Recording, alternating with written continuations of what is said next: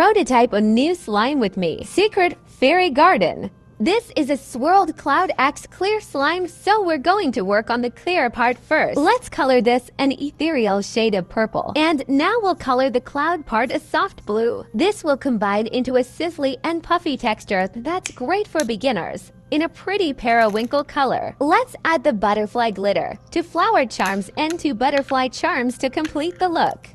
This will be scented like Wild Plumeria, which is one of my fave floral scents.